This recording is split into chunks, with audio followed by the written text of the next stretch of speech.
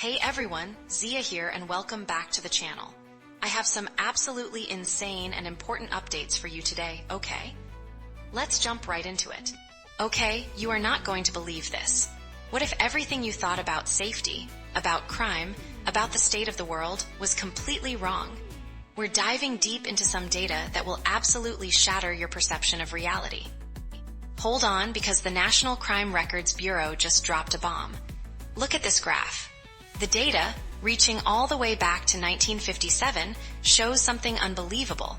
India's murder rates are at their lowest point in decades. And the implications are just mind-blowing.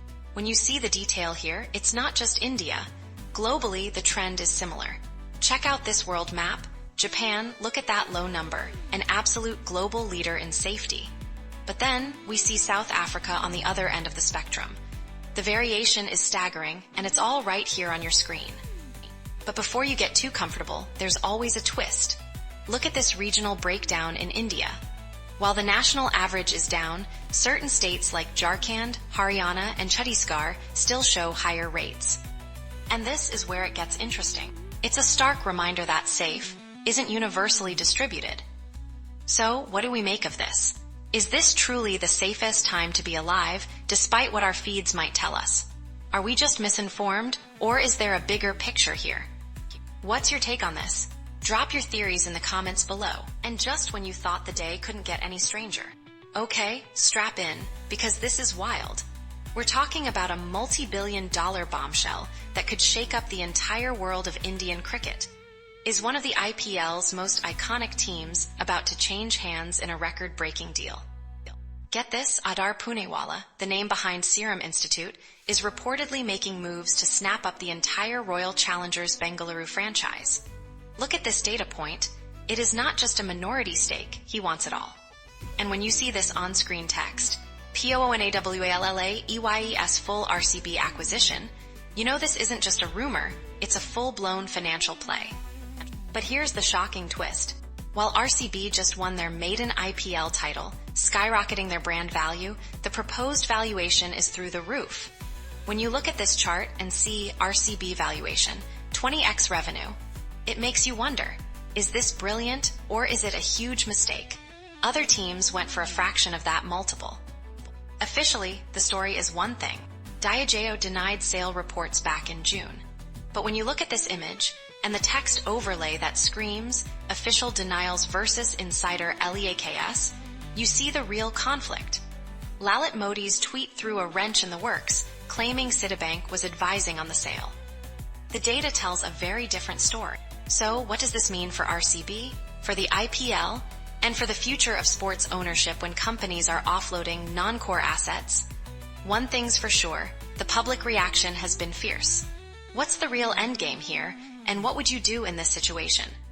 And that brings us to our next headline, which has a lot of people talking. Zo News, buckle up. India just dropped a report that's blowing minds. Extremist violence plummeted dramatically last year. But is this triumph masking a terrifying new threat? Okay, Zo News, look at this. The NCRB report confirms incidents fell from 446 to just 163. Jihadi attacks, especially, saw an 87% drop, as this text clearly shows you. It sounds like incredible progress, right? But here's the wild part. While overall casualties decreased, a chilling detail emerged. The number of police and army personnel killed actually rose by 50%. And the proof is in the details. Look at this. The overlay highlights this critical discrepancy. And Zo News, this is where it gets crazy. Extremists looted a mind-boggling 706 arms and almost 20,000 rounds of ammunition in 2023. That's a dramatic increase from just 36 arms the year before. This isn't just a dip in violence, it's a strategic rearmament. The data tells a very different story.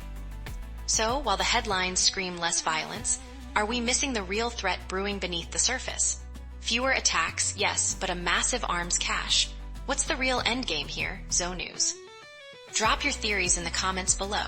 Okay, from the world of politics to the world of entertainment. The numbers are in, but the real story?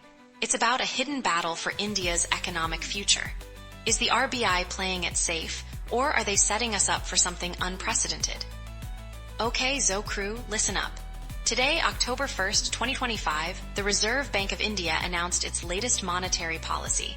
And as you can see right here on screen, the repo rate is staying put at 5.5%. This marks the second time in a row.